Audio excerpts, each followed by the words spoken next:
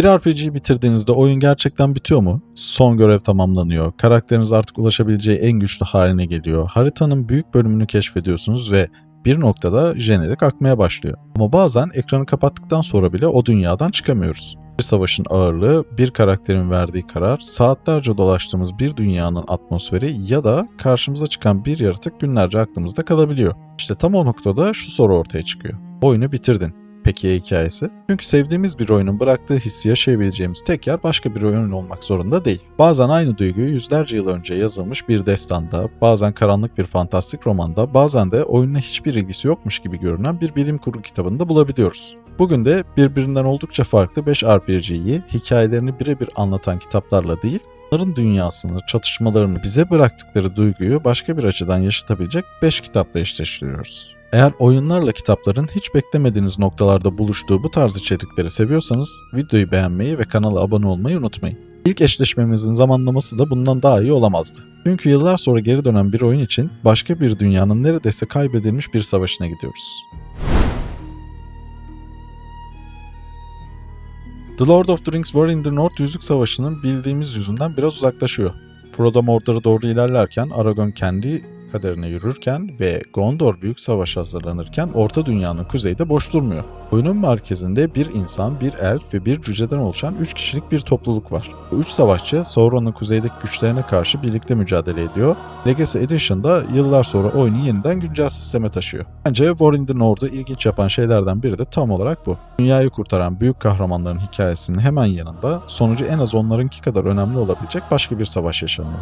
Ve o savaşın kahramanları tarihin merkezinde olduklarını bile bilmiyorlar. War in the North için Tolkien'den başka bir kitap seçmek elbette en kolay yol olurdu. Ama o zaman yeni bir hikaye bulmak yerine zaten bulduğumuz dünyanın içinde kalırdık.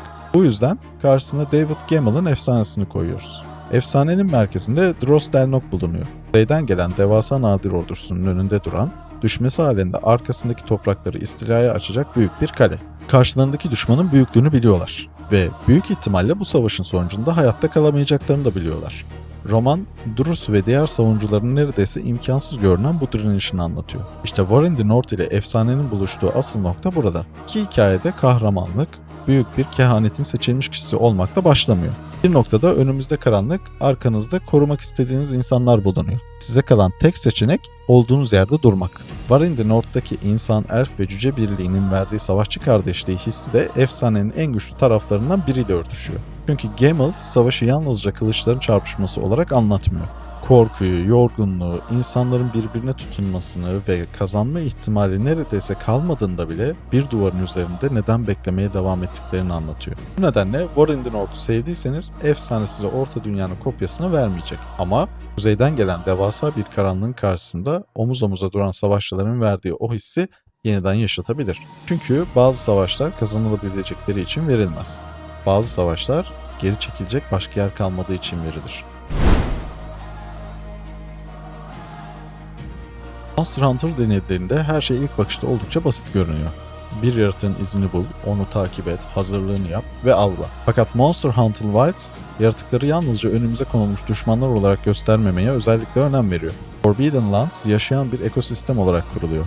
Yaratıkların davranışları çevre koşullarına göre değişiyor ve oyunun kendi tanımı bile insanlarla canavarların aynı dünya içinde nasıl yaşayabileceği üzerine bir hikayeden söz ediyor. Bu yüzden karşısına yalnızca içinde büyük yaratıkların bulunduğu herhangi bir macera romanını koymak bana yeterli gelmiyor. Onun yerine edebiyatın en meşhur avlarından birine, yani Moby Dick'e bakmak gerekir. Moby Dick romanında Kaptan Ahab'ın karşısında devasa beyaz bir balina bulunuyor.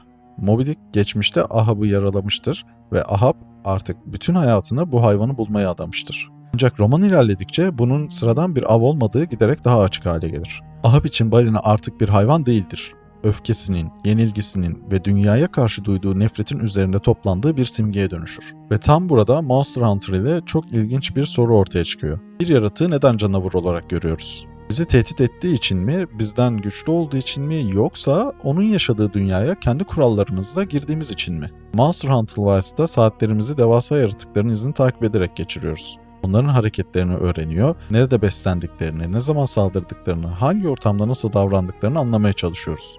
Başlangıçta yalnızca öldürmemiz gereken bir hedef gibi görünen canlı, bir süre sonra parçası olduğu ekosistemle birlikte anlam kazanmaya başlıyor. Moby Dick ise bunun çok daha karanlık tarafını gösteriyor. Avcı avladığı şeyi anlamayı bıraktığında ne olur? Av artık ihtiyaçtan değil, saplantıdan doğuyorsa gerçekten canavar hangisidir? Bu iki eserin dünyaları birbirinden kilometrelerce uzakta. Ama ikisi de insanın kendisinden çok daha büyük bir canlıyla karşılaşmasını ve o canlıya yüklediği anlamı merkeze koyuyor. Monster Hunter Wilds'da av hissini seviyorsanız Moby Dick size aynı heyecanı veremeyebilir. Bunun yerine çok daha rahatsız edici bir şey yapar. Avlananın siz olduğunu fark ettirir. Şimdi ise görünüşte birbirine hiç benzemeyen iki dünyayı yan yana koyacağız. Bir tarafta karanlık bir fantastik evren, diğer tarafta insan bilincinin teknoloji sayesinde bedenden ayrılabileceği uzak bir gelecek. Fakat ikisinin ortasında tek bir soru var. Bedenimiz değiştiğinde hala aynı kişi olarak kalabilir miyiz? Mortal Shell 2'de oyuncu farklı savaşçıların bedenlerini ele geçirebiliyor ve bu bedenlerin kendilerine özgü özelliklerini kullanabiliyor. Oyunun kendi tanıtımında da bu fikir oldukça açık bir şekilde öne çıkarılıyor. Farklı savaşçıları ele geçiriliyor ve onların hikayelerini keşfediyoruz. Yani beden burada yalnızca karakterimizin dış görünüşü değil, kullanabileceğimiz bir araca dönüşüyor. Tam da bu noktada Richard Morgan'ın değiştirilmiş karbon romanı devreye giriyor. Romanın geleceğinde insan bilinci sayısal olarak saklanabiliyor ve gerektiğinde başka bedene aktarılabiliyor. İnsanlar yıldızlar arasında seyahat ederken bile bilincinin aktarılması gündelik hayatın parçası haline gelmiş durumda. İlk duyduğumuzda bunun insanlığın en büyük hayallerinden birini gerçekleştirdiğini düşünebiliriz. Ölüm yenilmiş gibi görünüyor, bedeniniz ölürse başka bir bedenden devam edebilirsiniz. Fakat biraz düşününce işin rengi değişiyor. Bir sabah uyandınız, anılarınız size ait, düşünceleriniz size ait, geçmişinizi hatırlıyorsunuz ama aynada gördüğünüz yüz daha önce hiç görmediğiniz birine ait. Elleriniz başka, sesiniz başka, boyunuz başka. O zaman aynadaki insan gerçekten siz misiniz? Değiştirilmiş karbonun bu fikri yalnızca ilginç bir bilim kurgu teknolojisi olarak kullanılmıyor. Kimlik, sınıf, ölüm ve hatta insan bedeninin ekonomik bir ürüne dönüşmesi gibi çok daha karanlık sonuçları araştırıyor. Mortal Shell 2 ise benzer bir fikri doğrudan oynanışın içine yerleştiriyor. Bir bedene giriyorsunuz, onun gücünü kullanıyorsunuz, sonra başka bir bedene geçiyorsunuz. Oyuncu için bu bir seçenek olabilir. Ama o beden bir zamanlar bir insana aitse, işte burada fantastik bir Souls-like ile karanlık bir bilim kurgu romanı aynı soruya iki farklı yerden ulaşıyor. Belki de insanı insan yapan şey beden değildir. Ama bedeni tamamen önemsiz kabul ettiğimiz anda da geriye çok rahatsız edici bir dünya kalır. Çünkü ölümsüzlüğün bedeli bedeninizse gerçekten ölümden kurtulmuş sayılır mısınız? Vampir hikayelerinin büyük bir bölümü bize iki tarafı gösterir. Bir tarafta insanlar, diğer tarafta vampirler. The Blood of Dawnwalker ise bu çizginin tam üzerinde bir karakter yerleştiriyor. 14. yüzyıl Avrupa'sını temel alan karanlık fantastik dünyasında Cohen gündüzleri insan, geceleri ise vampir güçlerine sahip bir Dawnwalker olarak yaşıyor. Hikayenin merkezinde ailesini kurtarma çabası kadar insanlığını koruyup koruyamayacağı sorusu da bulunuyor. Bu yüzden karşısına J. Kristoff'un Vampir İmparatorluğu romanını koymak yalnızca ikisinde de vampir var demek değildir. Vampir İmparatorluğu'nun dünyasında güneş artık eskisi gibi parlamıyor. Karanlık uzadıkça vampirler güçlenmiş ve insanlar giderek köşeye sıkışmış durumda. Hikayenin merkezinde Gabriel de Leon ise hayatını bu yaratıklarla savaşmaya adamış bir vampir avcısı.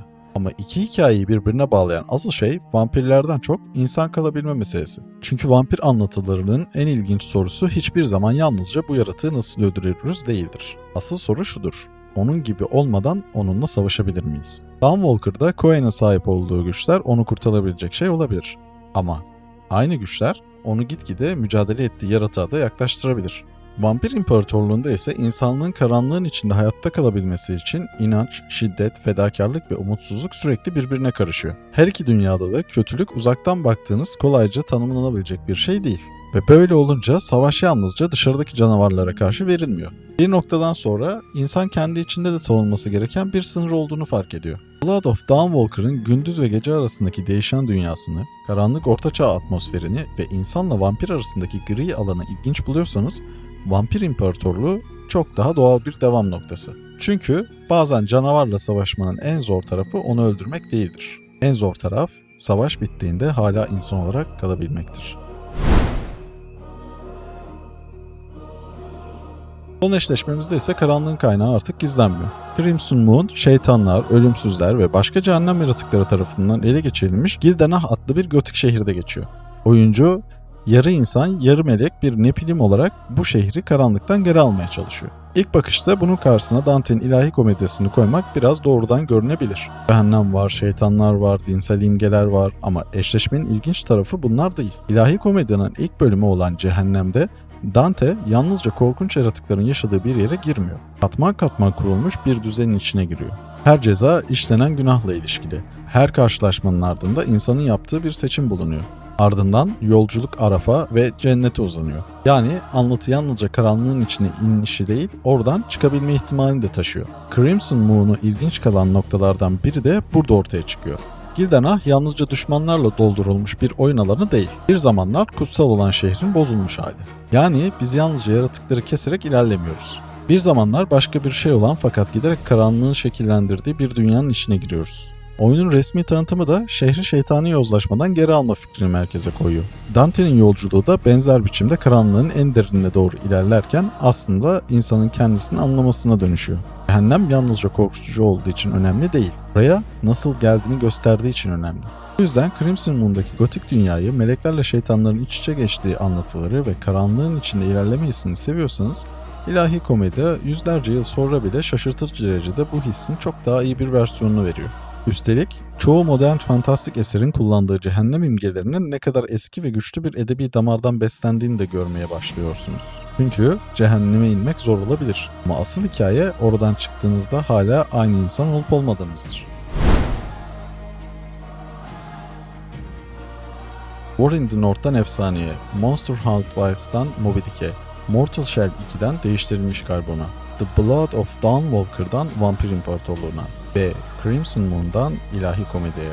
5 eşleşmenin hiçbirinde amacımız oyunun aynısını kitaplarda bulmak değildi. Çünkü zaten aynı hikayeyi isteseydik oyunu yeniden açabilirdik. Asıl aradığımız şey başka bir şeydi. War in the North'ta bizi etkileyen umutsuz direnişin başka bir dünyadaki karşılığını, Monster Hunter'daki av fikrinin çok daha karanlık bir yorumunu, Mortal Shell'deki beden değiştirme düşüncesinin nereye kadar götürülebileceğini, vampir ile insan arasındaki sınırın ne kadar ince olabileceğini ve cehennemin yalnızca yaratıklardan oluşmadığını. Belki de oyunlarla kitapların birbirine en çok benzediği yer tam olarak burası. İkisinde de başka insanların dünyalarına giriyoruz. Bir süre orada yaşıyoruz ve hikaye gerçekten iyiyse çıktığımızda beraberimizde bir şeyler getiriyoruz. Şimdi sıra sizde. Bu 5 eşleşmeden hangisini okumak isterdiniz? Ya da sizin çok sevdiğiniz bir RPG için aklınıza gelen bir kitap eşleşmesi var mı? Yorumlarda mutlaka yazın. Videoyu beğendiyseniz kanala abone olarak destek olmayı da unutmayın. Çünkü bazen bir oyunun jeneriği akar ama iyi hikayeler hiçbir zaman gerçekten bitmez.